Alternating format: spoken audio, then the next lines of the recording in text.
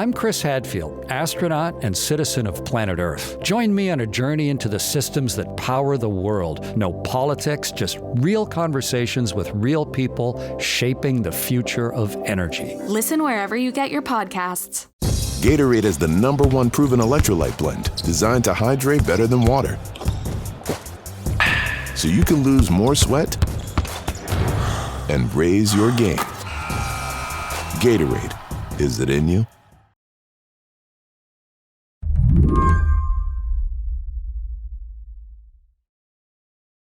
This episode goes out to all the people out there on summer vacation. Doesn't it feel like everybody's away right now? Mary's out, so is a pretty big chunk of the staff here at Slate. I am not on vacation, but in my head, I am somewhere outside. Nature, trees, birds and squirrels and stuff. I am mentally right there with the upwards of 330 million annual visitors to the US national parks. Somewhere epic. Definitely out west. Crater Lake is an iconic park in the national park system. It was the 5th national park added to the system.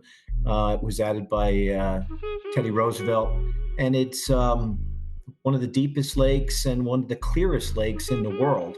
So it's a spectacular place, inspirational.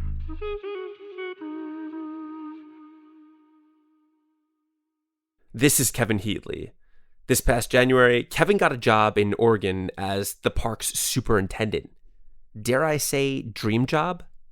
People that work at the National Park Service, it is their dream job. It is the type of position that's difficult to get into. But Kevin wound up leaving his dream job about half a year after he started. The public needs to be aware that when they look at Crater Lake, their children or grandchildren may not see what they're looking at today. See, Kevin started his job just as Donald Trump and Elon Musk rolled into Washington with one thing in their mind: dismantling as much of the federal bureaucracy as they could get their hands on. So within a period of just a few weeks, I recognized that the National Park Service was not going to be insulated from the kind of disruption that I anticipated. But I did not anticipate that the administration would be that cavalier about dismantling the fabric of the national park system. Did you have to fill out one of those emails to Doge every week, like list 5 things you've done? Yeah, and I apologize for laughing, because that's the kind of juvenile, amateurish initiative that just disrupts and wastes time. Those weekly 5 things emails. Well, federal workers just found out last week that they no longer have to send them in. But Doge's impact is still being felt at NPS. The National Park Service has lost a quarter of its permanent staff since January, and the White House proposed slashing a third of its budget. Ultimately, Congress decided to claw back close to $300 million of already approved funds for our parks. Now, Kevin says, there are barely enough people to keep the doors open. The inability to make strategic hires to replace people was causing an excessive amount of stress and workload on the staff themselves. So the example that I would utilize would be the snow removal. Crater Lake is one of the snowiest places on the planet, got over 46 feet of snow last year. They were plowing snow up until just a few weeks ago, in the middle of July, still opening roads and moving snow. Well, the staff that was doing snow removal routinely were putting in 60 hours of overtime within a 2-week pay period. So many people visit these parks every single year. If you could say anything to the many people taking a vacation or just going to visit one of these parks this summer, what would you want them to know? The public won't notice at this point in time that there's anything significantly different at Crater Lake. But over the long term, it was quite obvious to me that it's not a sustainable situation. Today on the show, the national parks are in trouble. Who's going to save them? I'm Rob Gunther, filling in for Mary Harris. You're listening to What Next? Stick around.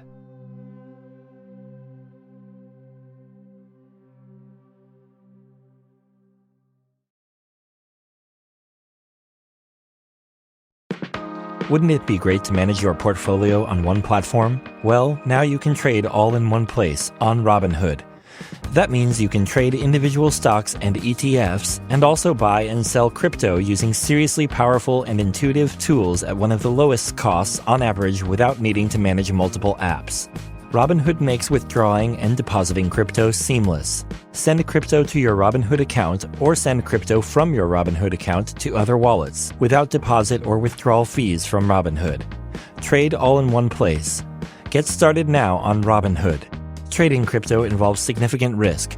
Crypto trading is offered through an account with Robinhood Crypto LLC. Robinhood Crypto is licensed to engage in virtual currency business activity by the New York State Department of Financial Services. Crypto held through Robinhood Crypto is not FDIC insured or SIPC protected. Network fees may apply to crypto transfers. Crypto transfers may not be available to all customers. Investing involves risk, including loss of principal.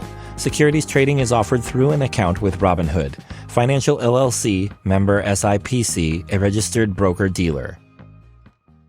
This episode is brought to you by Planned Parenthood, Federation of America. The state of reproductive rights might feel bleak, but the fight isn't over. At Planned Parenthood, they're holding the line, no matter what.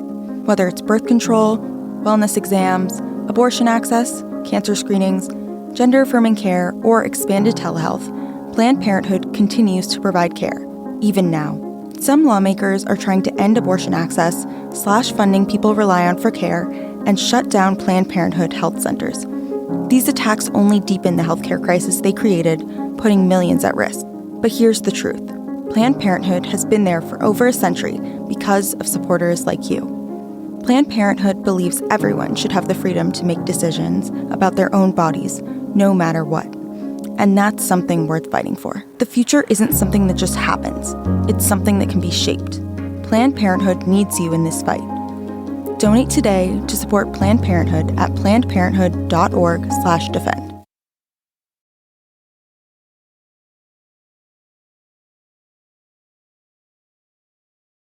To get a sense of the history of the National Park Service, I called up someone who knows it better than pretty much anybody else, John B. Jarvis. John first became a park ranger for NPS in 1976. Eventually, he worked his way all the way to the top. He served as the 18th director of the National Park Service during both of President Obama's terms. I asked him if there are any particular NPS memories that stick out. Well, one of the fascinating things about working for the Park Service is you have literally hundreds and hundreds of those kinds of experiences, things that you sort of slap yourself and say, I can't believe I'm getting paid to do this. But, I spent multiple hours one evening avoiding being eaten by a grizzly bear in Alaska. Wow. On the Brooks River. I led a team on its first winter expedition to the Wizard Island of Crater Lake in the middle of the winter with 20, 30 feet of snow on the ground. I belayed a mountain lion out of a tree that had been killing dogs, and we darted it and I helped get it out of the top of a tree where it had passed out. I mean, there's just so many of those kinds of classic stories. Yeah. It's kind of a miracle that the United States, that we even have this system at all, right? Can you tell me how it came about? Yeah, it is a bit of a miracle. And it really goes back to individuals that saw manifest destiny, which was this desire by the country to sort of occupy all lands and develop them, that they said, wait a minute, there are special places. There are places that really should be set aside. And the first one being Yellowstone in 1872, for the benefit of the people. That was the concept, was that these extraordinary landscapes should be preserved for the enjoyment of future generations. And then in 1916, there was an effort to actually create an agency to manage them. And that was led by Stephen Mather, a Berkeley graduate and actually a independently wealthy individual who loved, again, these large Western landscapes, and came to Washington and basically created the National Park Service. Somewhat in the guise of the military. He hired former military officers as park superintendents. The early protectors of the parks were the Buffalo Soldiers. They were the black soldiers based at some of the bases in the West, and they were dispatched out to protect places like Yosemite and Sequoia. So then just one more little story about that is that, so it started out as these big, natural areas, mostly in the West. But when Franklin Delano Roosevelt was president, all of the historic sites like the Civil War and Revolutionary War battlefields were in the management of the War Department. And the then director of the Park Service, Horace Albright, on a trip with FDR, convinced him to transfer those sites to the National Park Service. And in that move, the Park Service became the protector of not only these amazing natural landscapes, but also the cultural and historical sites of America. So we're now at about 430 park units across the country that run from the Virgin Islands to American Samoa. So your more than 40-year career inside government, it took you all the way to the top of the National Park Service. I'm wondering, over the course of the decades, was the service able to stay true to its mission of ensuring these lands for future generations? Did you see the institution change in relation to that mission at all over the course of those years? I think that the agency stayed true to its core mission. There have been some dramatic changes. I think early on in the Park Service, there was an inordinate focus on just the visitor experience. And so there were things that went on that we would not do today, like feeding bears and inviting the public to sit on bleachers as we fed them garbage in Yellowstone. What years did this happen? That sounds like a different world. Yeah, it was just post-World War II, Okay. Leading up into maybe the 60s or so.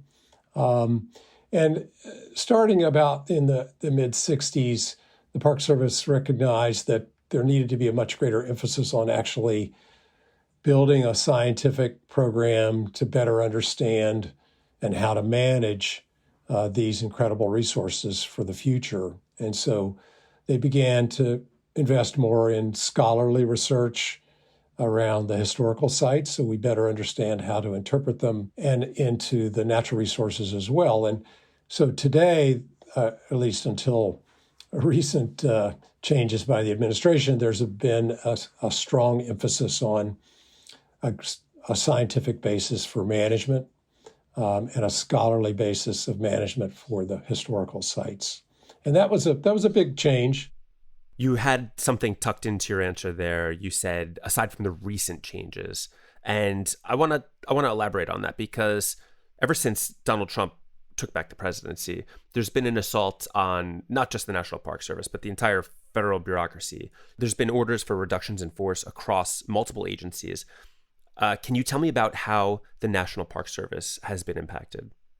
Absolutely. So having served 40 years, I've worked, under Carter and Clinton and both of the Bush presidencies. And the Park Service has generally fared well. At least they've never been targeted for reduction. It's very popular, right? It speaks to the popularity of these parks.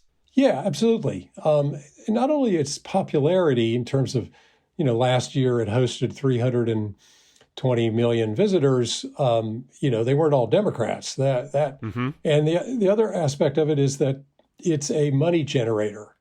The existence and visitation of the national parks generates over $55 billion to the American economy. Wow. And that is local economy. That's right. Guides and outfitters, lodging, restaurants, souvenir sales, all of those things in gateway communities. So these are American jobs. These are local jobs. So when you think about that from a constituency standpoint, there's a huge support for these parks to continue to operate as they have. And so in the past, I mean, if you talk to a lobbyist or a representative of the Republican Party, they would say there's no political benefit in beating up the Park Service. There's no benefit, and it doesn't cost a lot, right? I think you noted in one of your pieces that the overall federal budget in 2020 was something like 1/15 of 1%. It doesn't cost a lot of money to keep these things up and running. No, and I always like to make the point that it's not a cost, it's an investment. Right. It's you get 4-to-1 return. So the government puts in $3 billion to the operation of the Park Service, and they get a minimum of $12 billion directly back. And then that cascades through the economy. It also hosts some 60 million, at least it has in the past, 60 million international visitors. People come from all over the world to the United States to see our natural wonders. In particular, the Grand Canyon, Yellowstone, Yosemite, they're at the top of many, many international visitors lists. So what's been very challenging and surprising has been in this new Trump administration, there has been a direct attack on the National Park Service, an attack on its personnel, its workforce, attack on its budget, and an attack on its mission. It seems like the attacks are coming from multiple angles. Like we're seeing a reduction in workforce, right? Lots of seasonal employees, they weren't there. They weren't given jobs at the beginning of the season. But we're also seeing more of an ideological bent too. There's directives to take down certain signage at parks that might be perceived as progressive. What's going on? So Secretary Bergram put out a secretarial order that a sign that was developed by his staff be posted in every national park unit, basically asking the visitors to report back to Washington if they heard any or saw any signs that were negative about the American story. And what's kind of ridiculous about that is, let's take an example of a park like Freedom Riders. Okay, Freedom Riders is the story of when the public transportation system was desegregated after Rosa Parks to allow African Americans to ride anywhere they want to ride on the bus system, like Trailways or Greyhounds. And so there was a group of individuals tested that theory through the South, and the bus was attacked by the Ku Klux Klan and set on fire beside the highway. And the KKK members held the doors shut, attempting to burn these individuals alive.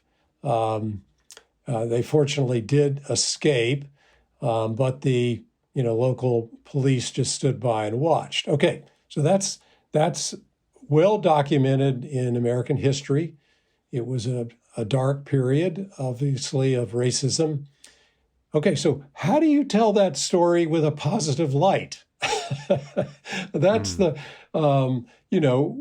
we learn from these places. We're not, we should be saddened by them that they occurred, but we should learn from them. And that's the value proposition of having these places in the National Park Service. And they should be told, the story should be told authentically, based on good scholarship. But the challenge is that the administration is asking the Park Service to not tell those stories or to modify them or to somehow make them sound good. And there's no way you can put a happy face on the history of slavery in the United States. And then, of course, they're also not funding the parks themselves, right? Yeah. So the Trump administration proposed a $1 billion cut to the budget of the Park Service. So it's a $3 billion operation, and that would have been a 1/3 cut. the thing to think about the budget of the Park Service is it's an operational budget. It's not like the Park Service makes grants to, to build up something. It pays staff to be in parks, to be there for the public, to help them have a good experience, to put out fires, to look out for wildlife, to tell the public how they can safely experience the park, to fix signs and plow roads and clean bathrooms and, all of those things they have to do. Besides, then there's core scientists and people that are monitoring the resources, all of that. You take the money away, you take away that operation. You directly impact the park's ability to manage these parks for future generations. We'll be back after a quick break.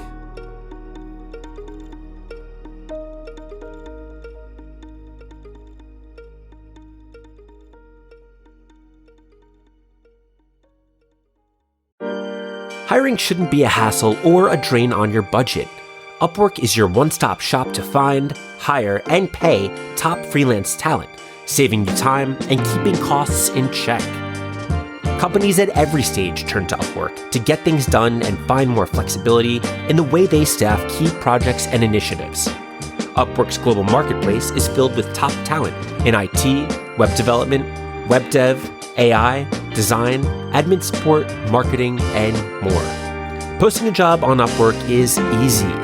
With no cost to join, you can register, browse freelancer profiles, get help drafting a job post, or even book a consultation.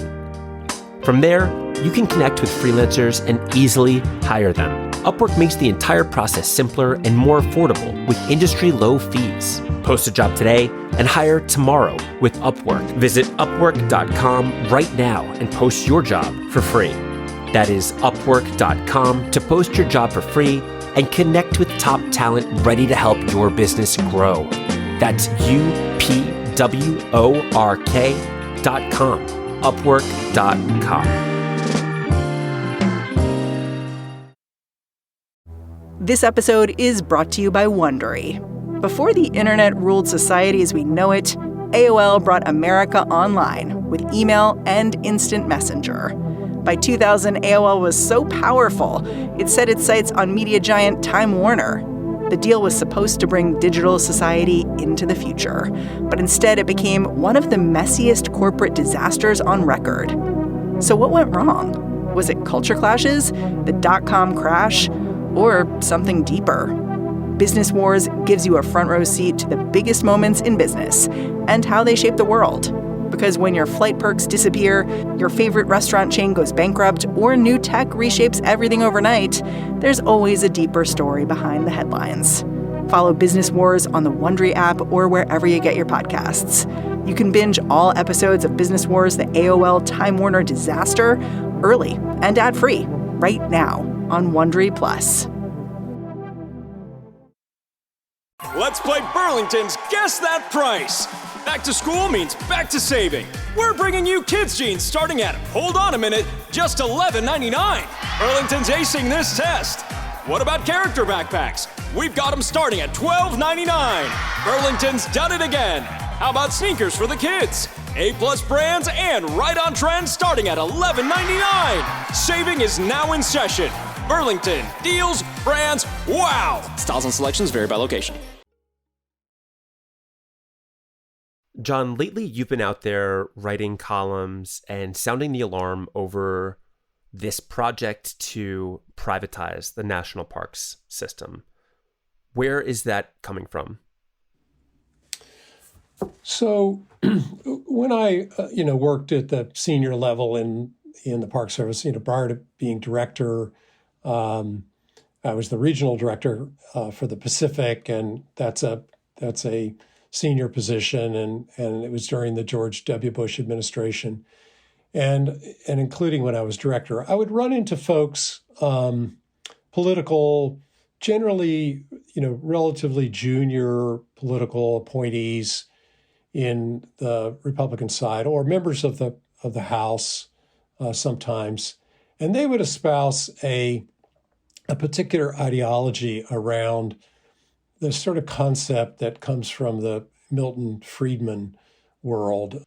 He wrote a number of years ago a piece basically that the federal government should have no business managing national parks, that really should be the job of the private sector. Acolytes of that thinking, they look at a place like, and I've actually had one sort of explain this to me. They said that a park like Sequoia National Park, if it can't charge enough fees at the entrance, then it has no right to exist. And they compared it to a Disney World or a Six Flags or a King's Dominion amusement park. And they say they have a right to exist because they can generate revenue. Well, let me say something, because I have 3 young kids, so we take them to the national parks. We also take them to Six Flags, and we've taken them to Disneyland. And I mean, from my perspective as a parent, when you go to a place like Disneyland or Six Flags, you are paying a ton of money. You are being served overpriced concessions. Generally, the experience is not, at the end of the day, something I would prefer over a park's visit. What would these parks look like if private capital got its way?